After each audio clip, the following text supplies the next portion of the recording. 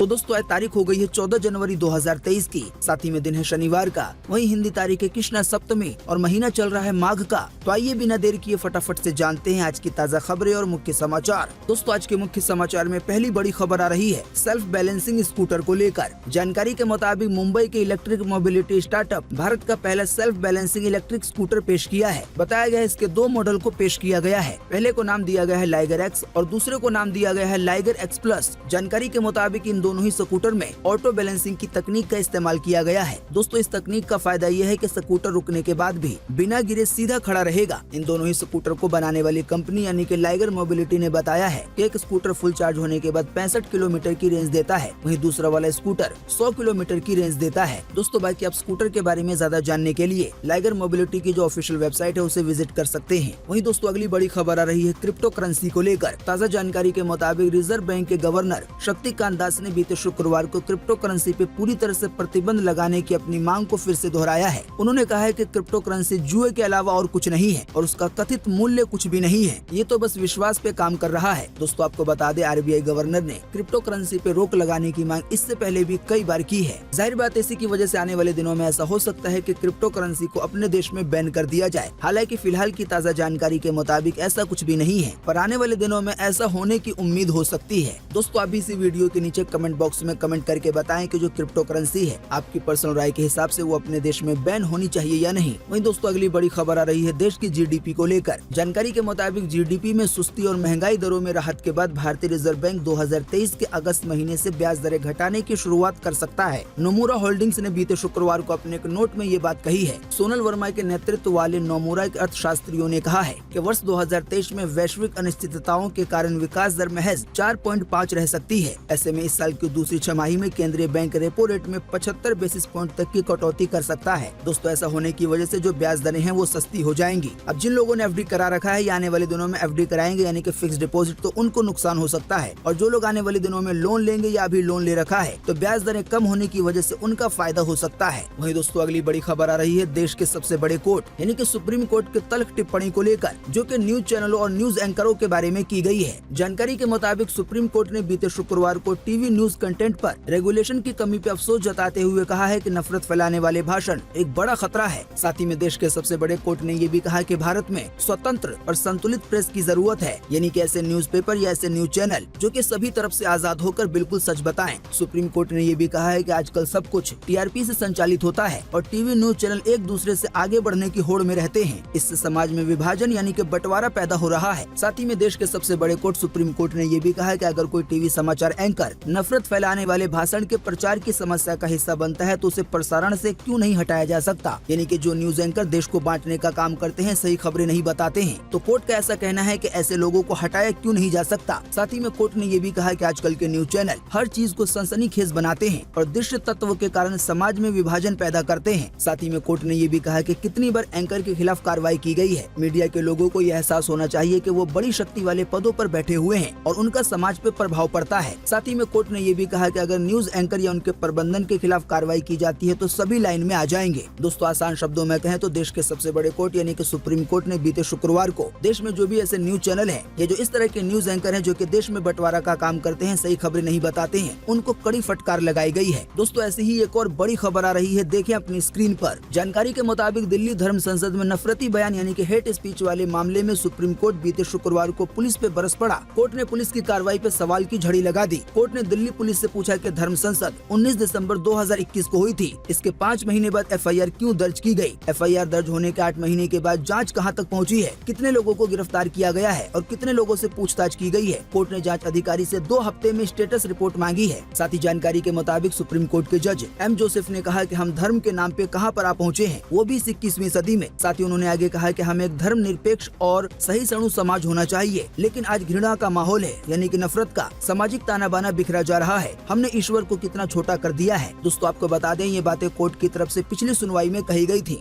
वहीं दोस्तों अगली बड़ी खबर आ रही है रूस के राष्ट्रपति वोलोदिमीर पुतिन को लेकर। जानकारी के मुताबिक यूक्रेन में रह रहे रूस के विपक्षी नेता लिया पोनोमारेव ने दावा किया है कि वोलोदिमीर पुतिन की साल 7 अक्टूबर से पहले जान ले ली जाएगी। पुतिन के सख्त विरोधी रहे इस नेता ने कहा है कि रूसी राष्ट्रपति किसी भी सूरत में अपना 71वां जन्मदिन नहीं मना पाएंगे। उन्होंने दावा किया है कि पुतिन की जान लेने की साजिश रची जा रही है। साथ ही में उन्होंने ये भी कहा है कि उनके जान लेने के जिम्मेदार वही लोग होंगे जो उनके करीबी हैं और खास करके बहुत ज्यादा करीबी। दोस्तों आसान शब्दों में कहें तो रूस के राष्ट्रपति को लेकर ये एक बड़ा दावा किया गया है कि आने वाले 7 अक्टूबर से पहले उनकी जान ले ली जाएगी। वहीं दोस्तों अगली बड़ी खबर आ रही है दुनिया के सबसे बड़े पहाड़ को लेकर। जानकारी के मुताबिक आसमान चूमती इमारतें, 100 से ज्यादा कलाकृतियाँ और महल जैसे बने घर, ये सब कुछ बना हुआ है बर्फ से। जानकारी के मुताबिक चीन ने दुनिया का सबसे बड़ा बर्फ वाला शहर बनाया है। बताया गया 6 लाख वर्ग किलोमीटर में फैला ये शहर दुनिया भर के कलाकारों की कला से भरा पड़ा है। दोस्तों आपको बता दें इस बर्फ के शहर में लगभग वो सब कुछ है जो एक आम शहर में होता है, लेकिन चीन के शहर की सबसे खास बात यह है कि यहाँ पे सब कुछ बर्फ से बना हुआ है और इसका नाम है हरबिन शहर। अब ज्यादा जानकारी के लिए इसके बारे में गूगल पे या फिर यूट्यूब पर भी सर्च करके देख सकते हैं। वहीं दोस्तों अगली बड़ी खबर आ रही है पीएम मोदी के सोने की मूर्ति को लेकर। दोस्तों आपको बता दें प्रधानमंत्री मोदी की सोने की मूर्ति चर्चा में है। बॉम्बे गोल्ड प्रदर्शनी में एक कलाकार ने 156 ग्राम सोने की मूर्ति बनाई है। अभी सोने की मूर्ति का वीडियो सोशल मीडिया पे वायरल हो रहा है। बताया गया वीडियो वायरल होने के बाद कई सारे लोग ये कह रहे हैं कि प्रधानमंत्री मोदी की लोकप्रियता मेगा स्टार अमिताभ बच्चन और रजनीकांत से भी ज्यादा है। दोस्तों आपको बता दें पीएम मोदी की सोने की मूर्ति का वीडियो 2 दिन पहले हुई बॉम्बे गोल्ड प्रदर्शनी का एक हिस्सा है। इसकी एक झलक आप भी देख सकते हैं अपनी स्क्रीन पर। वहीं दोस्तों अगली बड़ी खबर आ रही है कांग्रेस के सांसद शशि थरूर के एक बड़े बयान को लेकर। जानकारी के मुताबिक कांग्रेस के वरिष्ठ नेता शशि थरूर ने बीते शुक्रवार को दावा किया है कि भाजपा के लिए 2019 की चुनावी जीत को 2024 में दोहराना असंभव होगा। केरल साहित्य महोत्सव में बोलते हुए तिरुवनंतपुरम लोकसभा सीट से सांसद थरूर ने कहा है कि भाजपा ने कई राज्यों में अपनी सरकार खो दी है। साथ ही में उन्होंने ये भी कहा है कि लोकसभा 2019 में भाजपा ने अच्छा प्रदर्शन किया तो उनके पास अनिवार्य रूप से हरियाणा, गुजरात, राजस्थान की हर सीट थी। वहीं बिहार, एमपी, महाराष्ट्र में एक सीट को छोड़कर सभी और बंगाल में 18 सीटें थी। हालांकि शशि थरूर के मुताबिक फिलहाल भाजपा को लेकर ऐसे हालात नहीं है, क्योंकि 2019 के मुकाबले में अभी बीजेपी के पास देश के उतने हिस्सों में सरकारें नहीं है जितने हिस्से में 2019 में थी। इसी की वजह से उन्होंने दावा किया है कि आने वाले 2024 में जो प्रधानमंत्री का चुनाव होगा तो उस वाले चुनाव में 2019 की जीत को दोहराना असंभव है। यानी कि उनके दावे के मुताबिक प्रधानमंत्री मोदी फिर से पीएम नहीं बन पाएंगे। दोस्तों आप भी इसी वीडियो के नीचे कमेंट बॉक्स में कमेंट करके बताएं कि इस पर आपकी पर्सनल राय क्या है। शशि थरूर का दावा आपको सही लगता है या गलत लगता है, और क्या 2024 में एक बार फिर से प्रधानमंत्री पीएम बन पाएंगे या नहीं। वीडियो को पूरा देखने के बाद आप अपना जवाब इसी वीडियो के नीचे कमेंट बॉक्स में लिख सकते हैं।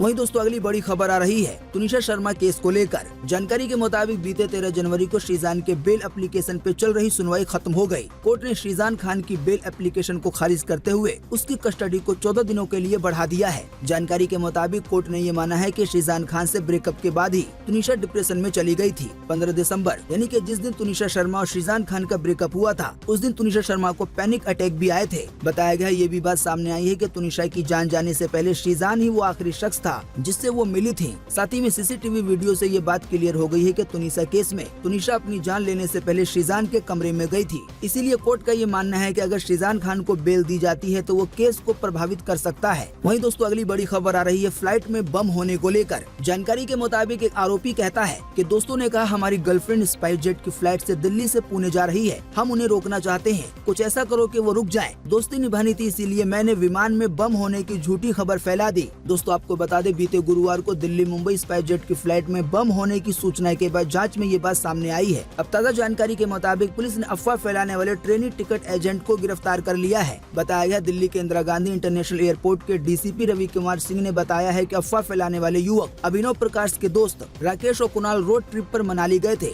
वहाँ उनकी 2 लड़कियों से दोस्ती हो गई। बताया गया वहाँ मौज मस्ती करने के बाद चारों दिल्ली लौट आए। फिर दिल्ली से दोनों लड़कियों का स्पाइस जेट की फ्लाइट से पुणे जाने का प्रोग्राम था। हालांकि राकेश और कुणाल उन्हें कुछ दिन और रुकना चाहते थे अपने पास। हालांकि बार बार कहने पर भी लड़कियां रुकने को तैयार नहीं हुई तो दोनों ने अपने दोस्त अभिनव से फ्लाइट डिले कराने के लिए कहा। फिर इसके बाद तीनों ने प्लानिंग करके स्पाइस जेट के कॉल सेंटर पे फोन करके विमान में बम होने की खबर फैला दी। यानी कि केवल दोस्तों की गर्लफ्रेंड को रोकने के लिए इतने बड़े अपराध को अंजाम दिया, जिसकी वजह से उस दिन गुरुवार को हर तरफ अफरा तफरी मच गई। पूरे हवाई जहाज को चेक किया गया। हालांकि अब आरोपी को गिरफ्तार कर लिया गया है। वहीं दोस्तों अगली बड़ी खबर आ रही है ठग सुकेश चंद्रशेखर को लेकर। जानकारी के मुताबिक 200 करोड़ रुपए के मनी लॉन्ड्रिंग मामले के आरोपी सुकेश चंद्रशेखर ने दिल्ली के उपराज्यपाल विनय कुमार को फिर से लेटर लिखा है। इस लेटर में सुकेश चंद्रशेखर ने लिखा है कि मुख्यमंत्री अरविंद केजरीवाल, पूर्व मंत्री सत्येंद्र जैन, ये दोनों ही उसे मानसिक रूप से प्रताड़ित कर रहे हैं और धमकियां दे रहे हैं। साथ ही में सुकेश ने यह भी लिखा है कि उसे आप नेता उन पर उनसे जुड़े लोगों के खिलाफ शिकायतें वापस लेने के लिए परेशान कर रहे हैं, यानी कि जिसके खिलाफ सुकेश ने शिकायत की है।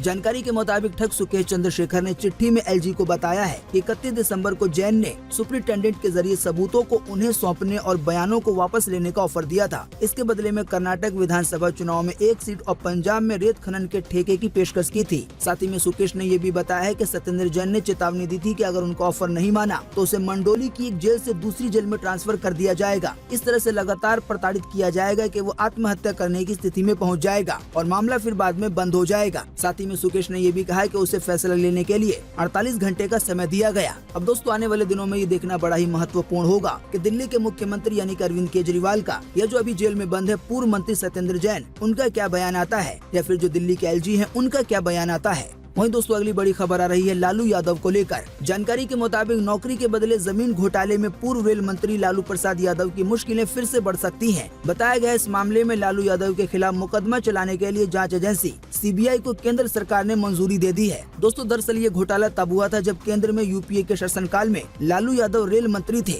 यानी कि कांग्रेस के जमाने में। आरोप था कि रेल मंत्री रहते हुए लालू यादव और उनके परिवार ने रेलवे में नौकरी के नाम पर रिश्वत के तौर पर लोगों से जमीनें ली थी। ऐसे मामलों में किसी पब्लिक सर्वेंट के खिलाफ अदालत में केस चलाने के लिए सरकारी जांच एजेंसी को परमिशन लेना जरूरी होता है। इसी की वजह से सीबीआई को केंद्र सरकार ने मंजूरी दे दी है। इसी की वजह से कहा जा रहा है कि अब आने वाले दिनों में लालू प्रसाद यादव की मुश्किलें बढ़ सकती हैं। वैसे दोस्तों, आपको बता दें वो अपनी सेहत को लेकर वैसे ही परेशानियों में हैं। अभी हाल ही में ऑपरेशन करके उनके किडनी को ट्रांसप्लांट किया गया है। वहीं दोस्तों, अगली बड़ी खबर आ रही है दिल्ली अंजलि केस को लेकर। जानकारी के मुताबिक नए साल की रात दिल्ली के कंझावला में हुए अंजलि एक्सीडेंट केस में आरोपियों की ब्लड रिपोर्ट सामने आई है। इसके मुताबिक कार में मौजूद चारों आरोपियों ने घटना के समय शराब पी रखी थी। बताया गया रोहिणी की फोरेंसिक लैब ने बीते शुक्रवार दोपहर ये रिपोर्ट दिल्ली पुलिस को सौंपी। वहीं जानकारी के मुताबिक दूसरी ओर गृह मंत्रालय ने बीते शुक्रवार को दिल्ली पुलिस को इस केस में 302 की धारा जोड़ने के निर्देश दिए हैं, यानी कि अब आरोपियों पे हत्या की धारा लगा दी गई है। बाकी दोस्तों, अगर आप हमारे मुख्य समाचार रोजाना देखते होंगे तो हमने आपको बीते रोज के मुख्य समाचार में बताया था कि गृह मंत्रालय के आदेश पर जिस समय वारदात हुई उस समय 3 पीसीआर वहाँ पे घूम रहे थे, यानी कि पुलिस की वैन। तो उन तीनों पीसीआर वैन में जितने भी पुलिस वाले थे उन सभी को सस्पेंड कर दिया गया है। साथ ही में उस एरिया के जो डीसीपी हैं उनसे भी जवाब मांगा गया है। कहा गया है कि अगर जवाब उचित नहीं होता है तो उन पर भी कार्रवाई हो सकती है। आसान शब्दों में कहें तो शराब पीने की वजह से दिल्ली अंजलि केस को अब एक हत्या ही माना जा रहा है। वहीं दोस्तों, अगली बड़ी खबर आ रही है रूसी सैनिकों को लेकर। जानकारी के मुताबिक यूक्रेन पे रूस के हमले 322वें दिन भी बीते रोज जारी रहे। इसी बीच रूस में उन कैदियों को सरेआम फांसी दे दी गई है जिन्होंने यूक्रेन की सेना पे गोलियां चलाने से इनकार कर दिया था। डेली बिस्ट की एक रिपोर्ट के मुताबिक कुछ कैदियों को बताया गया है कि उन्हें रूस समर्थित वैगनर ग्रुप के साथ यूक्रेनी सेना के खिलाफ लड़ने के लिए अग्रिम मोर्चे पे भेज दिया गया था। उनमें से कुछ ने यूक्रेन के सैनिकों पे गोलियां चलाने से इनकार कर दिया। इसके बाद उन्हें नाफरमानी के आरोप में पकड़कर सुनसान इलाके में ले जाकर फांसी की सजा दे दी गई है। आसान शब्दों में कहें तो जो रूस के सैनिक हैं उनमें से कुछ ऐसे थे जिन्होंने यूक्रेन पे हमला करने से इनकार कर दिया। इसी की वजह से उन्हें ही फांसी की सजा दे दी गई, यानी कि देश के सैनिकों को, ऐसा डेली बिस्ट की रिपोर्ट कहती है। दोस्तों, अगली खबर के बारे में बताने से पहले आपको बता दें कि हमारे चैनल सब कुछ सीखो जानो पर अभी एक इनामी ऑफर चल रहा है, जिसके तहत हर गुरुवार को किसी एक यूजर को इनमें से कोई एक गिफ्ट दिया जा रहा है, जिसे आप अभी अपनी स्क्रीन पे देख रहे हैं। दोस्तों, इस इनामी ऑफर में हिस्सा लेना बड़ा ही आसान है। इस मुख्य समाचार के वीडियो को शुरू से अंत तक देखना है। साथ ही दोस्तों, अभी तक अगर आपने हमारे इस चैनल सब कुछ सीखो जानो को सब्सक्राइब नहीं किया है तो सब्सक्राइब करके बेल का आइकन जरूर दबाना है। बेल का आइकन दबाना सबसे मेन है। अगर आपने पहले से सब्सक्राइब कर रखा है और बेल का आइकन नहीं दबाया है तो आप इसे ध्यान से ऑन कर लें। वहीं दूसरा काम है इसी वीडियो को लाइक और शेयर करना। तो जो भी यूजर इन कामों को करेंगे तो इन्हीं में से किसी एक विनर को हर गुरुवार को इनमें से कोई एक गिफ्ट दिया जाएगा। आसान शब्दों में कहें तो हर गुरुवार को एक नए विनर का ऐलान किया जाएगा। वहीं दोस्तों, अगली बड़ी खबर आ रही है पीएम मोदी को लेकर। जानकारी के मुताबिक प्रधानमंत्री मोदी ने 2024 में होने वाले आम चुनावों की तैयारियां शुरू कर दी हैं। बताया गया पीएम मोदी ने अभी हाल ही में समाप्त हुए संसद के शीतकालीन सत्र के बाद भाजपा सांसदों के साथ एक ब्रेकफास्ट मीटिंग की। इस दौरान पीएम मोदी ने सांसदों को सोशल मीडिया के महत्व और वर्तमान समय में डिजिटल उपस्थिति के बारे में समझाया। जानकारी के मुताबिक सांसदों से पीएम मोदी ने कहा कि ग्राउंड वर्क और सोशल मीडिया पे फोकस करें। वहीं दोस्तों, अगली बड़ी खबर आ रही है फिलीपींस की एक भयंकर महंगाई को लेकर। जानकारी के मुताबिक फिलीपींस देश में प्याज के दाम आसमान पर पहुंच गए हैं। बताया गया है वहां प्याज की कीमत चिकन से लगभग 3 गुना ज्यादा हो गई है। कृषि विभाग के मुताबिक 1 किलो चिकन की कीमत 325 रुपए है। हालांकि वहीं 1 किलो प्याज की कीमत फिलीपींस में 900 रुपए है।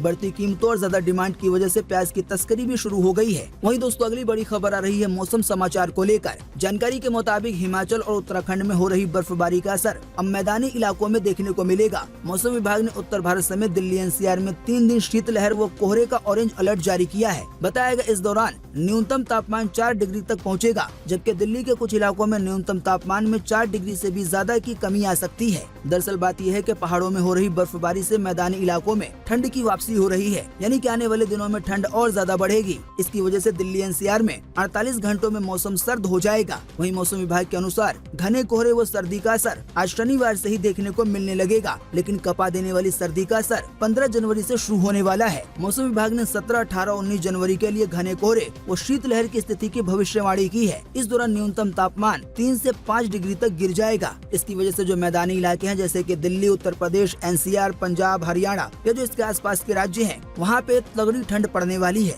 आइए दोस्तों अब अगली खबर में जानते हैं कि आज 14 जनवरी 2023 को कैसा रहेगा मौसम का हाल, यानी कि आज खास 14 जनवरी को। तो मौसम विभाग के अनुसार अगले 24 घंटे के दौरान गिलगित बल्टिस्तान, मुजफ्फराबाद, जम्मू कश्मीर, लद्दाख, हिमाचल प्रदेश के कुछ हिस्सों में हल्की से मध्यम बारिश होगी और हिमपात यानी कि बर्फबारी भी जारी रह सकती है। इसके अलावा उत्तराखंड के भी कुछ हिस्सों में बारिश और बर्फबारी हो सकती है। साथ ही में उत्तरी हरियाणा, पश्चिमी उत्तर प्रदेश और पूर्वी असम और पूर्वी अरुणाचल प्रदेश में आज हल्की बारिश की संभावना है। वहीं दोस्तों अगली बड़ी खबर आ रही है कफ सिरप को लेकर। दोस्तों आप अगर डॉक्टर की सलाह के बिना कफ सिरप खरीद रहे हैं तो ये जानलेवा हो सकता है। ज्यादा मुनाफे के लिए कफ सिरप में एथिलीन ग्लाइकोल और डायथिलीन ग्लाइकोल के नाम के लिक्विड केमिकल मिलाए जा रहे हैं। ऐसे ही मिलावट वाले भारतीय कफ सिरप पीने से पिछले कुछ महीनों में गाम्बिया देश और उज्बेकिस्तान में 89 बच्चों की जान जा चुकी है। दोस्तों हो सकता है यहाँ तक की जानकारी आपको पहले से पता होगी, लेकिन इसी कड़ी में फिलहाल जो एक नई जानकारी सामने आई है उसमें ये बताया गया है कि भारत को लेकर भी ये दावा किया जा रहा है कि इन केमिकल्स की मिलावट से अलग अलग घटनाओं में 73 लोगों की जान जा चुकी है, यानी कि कफ सिरप पीने की वजह से। दोस्तों आप हमारे मुख्य समाचार अगर रोजाना देखते होंगे तो हमने आपको बीते रोज के मुख्य समाचार में बताया था कि वर्ल्ड हेल्थ ऑर्गेनाइजेशन यानी कि WHO ने अभी हाल ही में 2 भारतीय कफ सिरप को लेकर अलर्ट जारी किया है और इन दोनों ही कफ सिरप को बनाने वाली कंपनी नोएडा में स्थित है, जिसका नाम है मेरियन बायोटेक। दोस्तों आपको बता दें अभी हाल ही में WHO ने जिन 2 कफ सिरप को लेकर अलर्ट जारी किया है उसकी तस्वीर अभी आप अपनी स्क्रीन पर देख सकते हैं। वहीं दोस्तों अगली बड़ी खबर आ रही है देश के सबसे बड़े बैंक यानी कि SBI को लेकर। जानकारी के मुताबिक देश के सबसे बड़े बैंक यानी कि भारतीय स्टेट बैंक भी अब इलेक्ट्रॉनिक बैंक गारंटी जारी करेगा। SBI national e governance service limited के साथ साझेदारी कर ई बैंक गारंटी जारी करेगा। बताया गया electronic bank guarantee national e governance service limited के पोर्टल पे जारी की जाएगी। इसके जरिए बैंक ग्राहकों को त्वरित और पेपरलेस सेवाएं मुहैया कराएगा। इससे बैंक की गारंटी में लगने वाला समय बहुत कम हो जाएगा। दोस्तों अगर आप नहीं जानते हैं कि बैंक गारंटी क्या होता है तो आपको बता दें बैंक गारंटी बैंक का एक वादा है कि वो कॉन्ट्रैक्ट के दायित्वों को पूरा नहीं करने पर या पूरा न होने पे देनदार की देनदारियों को पूरा करेगा।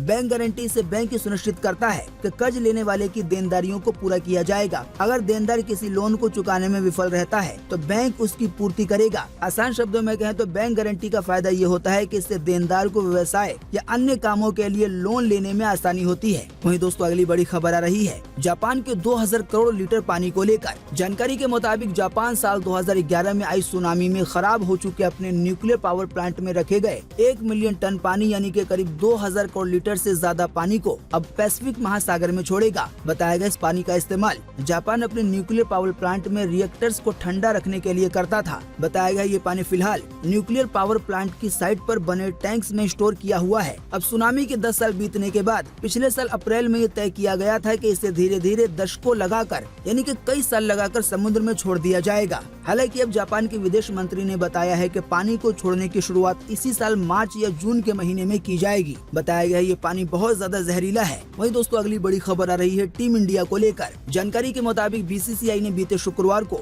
न्यूजीलैंड के खिलाफ होम सीरीज और ऑस्ट्रेलिया के विरुद्ध पहले 2 टेस्ट के लिए टीम इंडिया का ऐलान कर दिया है। भारतीय टीम जनवरी के अंत में न्यूजीलैंड के खिलाफ 3 वनडे और 3 T20 मैचों की सीरीज खेलेगी। इसके बाद 9 फरवरी से ऑस्ट्रेलिया के खिलाफ 4 टेस्ट मैचों की सीरीज खेलेगी। बताया गया टेस्ट सीरीज खेलने के बाद टीम इंडिया को कंगारुओं से भी 3 वनडे खेलने हैं। जानकारी के मुताबिक न्यूजीलैंड के खिलाफ पहला वनडे 18 जनवरी को, दूसरा वनडे 21 जनवरी को और तीसरा वनडे 24 जनवरी को खेला जाएगा। वहीं पहला T20 27 जनवरी को, दूसरा T20 29 जनवरी को और तीसरा T20 1 फरवरी को खेला जाएगा। ऐसे ही ऑस्ट्रेलिया के खिलाफ पहला टेस्ट मैच 9 से 13 फरवरी के बीच होगा, दूसरा टेस्ट मैच 17 से 21 फरवरी के बीच होगा, तीसरा टेस्ट मैच 1 से 5 मार्च के बीच होगा और चौथा टेस्ट मैच 9 से 13 मार्च के बीच होगा। वहीं दोस्तों अगली बड़ी खबर आ रही है हॉकी वर्ल्ड कप को लेकर। जानकारी के मुताबिक भारत ने हॉकी वर्ल्ड कप में विजयी आगाज किया है। अभी हाल ही में बीते शुक्रवार को भारतीय टीम ने स्पेन को 2-0 से हरा दिया। इस जीत के साथ ही भारतीय टीम ग्रुप डी के पॉइंट टेबल में दूसरे नंबर पर आ गई है, जबकि इंग्लैंड नंबर 1 है। वहीं दोस्तों अगली बड़ी खबर आ रही है टाइटैनिक मूवी को लेकर। जानकारी के मुताबिक साल 1997 में रिलीज हुई